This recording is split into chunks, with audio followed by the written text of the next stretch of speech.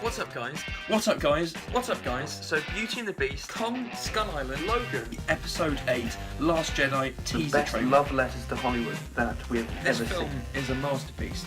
So, until the next time, goodbye. Hereditary is written and directed by Ari Aster, and probably most of you have heard about this film by now. It was dubbed as soon as it debuted at Sundance as the scariest film of the year, the scariest film in a very long time. People have called it this generation's Exorcist. So, reading all these reviews before I went to see it, I was so excited to see this film. The anticipation that had built after reading everything that people had said about Hereditary, I couldn't wait to see it, and I managed to see it on literally the last day possible at my local theatre. I went to see it, and I got out at midnight with a friend of mine, and both of us were left just completely shell-shocked. This film is, it's really, really good. It is a great film. I just really enjoyed how much this film scared me. Simply from the opening shot alone, Ari Aster builds this fantastic sense of dread. Just everything about the film is layered in so much tension. Every single shot you feel on edge, you feel uneasy, and from that opening shot you can see that Ari Aster knows what he's doing. This is crazy that he's a first-time director. He's done a few shorts before this. This is his feature debut. You can tell that he knows how to exactly manipulate the audience, and I loved how much this film scared me. I'll give you a brief summary of the film. Basically, it's about Toni Collette's character, whose name is Annie. She is a mother, and her mother dies. That is basically the instant that starts the film. Her mother, the grandmother of Toni Collette's children, played by Millie Shapiro and Alex Wolff, she was very secretive. She didn't really let many people in on her private life. So when she dies, Toni Collette's character isn't really sure how to feel about it. She never really had that much of a strong connection with her mother. As soon as her mother dies, things start going downhill from there. Some supernatural things, some really, really tragic things start happening to this family, and all the performances had to be spot on in order for this family dynamic to work. You know, you can have shocking imagery, but in order to really feel this film, you need to buy into the family dynamic. You need to care about and sympathise with these characters. And Toni Collette is absolutely fantastic. Her descent into madness starts really early on in the film, and she never overacts it. She just sells everything perfectly. She deserves an Oscar nomination for the stuff she does in this film. The range of emotions she has to go through is just staggering. Gabriel Byrne is also really good in the film. His character is interesting. He is basically the one who stays sane throughout the film. He's the level-headed one. He's just trying to make sense of what's happening to his wife, what's happening to his whole family. Alex Wolff, I would say, is the standout. Other than Toni Collette, who is obviously great, Alex Wolff is really, really fantastic. He just starts out as a normal teenager doing normal teenage things, and just the way that the tragic events affect this family, it's really, really sad and upsetting to see everyone's descent into madness. That was one great thing about this film.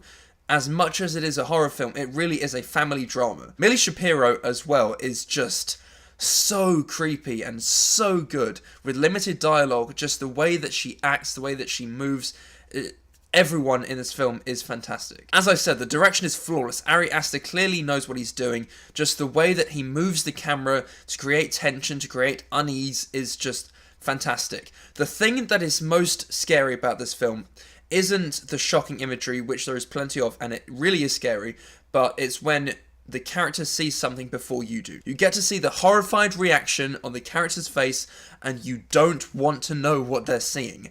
It's just, that's what scared me the most. Because you know that they've seen something absolutely terrifying, and they are terrified by it, and you know that when you see it, you will be terrified as well. And Ari Aster knows when exactly to reveal what the characters see, when to show it to the audience, and when he does, that's where the shocking, horrific imagery really kicks in. There are no jump scares. It relies solely on old-fashioned, just tension building. It relies on atmosphere, and another really, really, really scary thing about this film is when Ari Aster just gives you a wide shot, let's say, of an entire room, and you don't know what to focus on, because there are so many things in this room, and you might see one thing, and then you slowly realise that there is something in the corner of the room, and it's just there. There's no jump scare to reveal it. There's no other indication that it might possibly be in this room.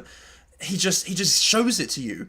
And when I was in the cinema and the person who I was with, she realised first on many occasions, and I saw her reaction and I thought, oh my god, where is it? You know, as soon as I finished watching it, I came home and I basically sat for 10 minutes just thinking about it. And in the car on the way home, we were talking about it and just, you know, discussing everything about this film. There is so much to uncover. There are so many small details, and some of the small details, looking back on the film, are really great because they really add to the film. Like just one-off lines or tiny details, you know, in like boxes of stuff around the house that they live in. You know, just small details that really adds just extra layers and layers to this story. As for flaws, I really don't have too many. I would say that it is definitely a slow burn, and there are some slow patches where nothing is really happening.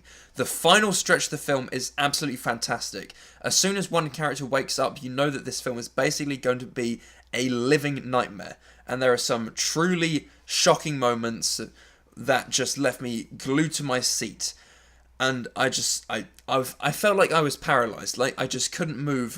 One specific event, you'll know when it happens because it is truly shocking, and you feel the way that the character in the scene feels, and it's just so many fantastic moments throughout this film. But it's definitely a slow burn. It does have some slow patches where it's mostly about character building, and you know, the scares are pretty frequent later on in the film, and there was one great scare earlier on, but there are some slow patches. That's like a minor flaw they have with the film. Other than that, I would say that the ending really commits to something supernatural, and I have no problem with that because all the details made sense leading up to that ending.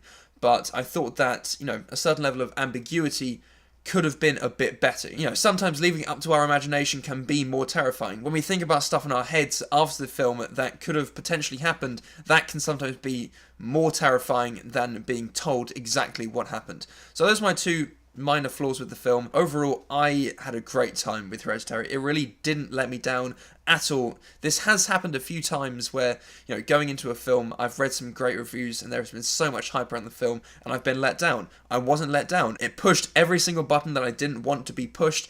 It manipulated me, it scared me, and I loved how it did it. I'm going to give Hereditary an A-.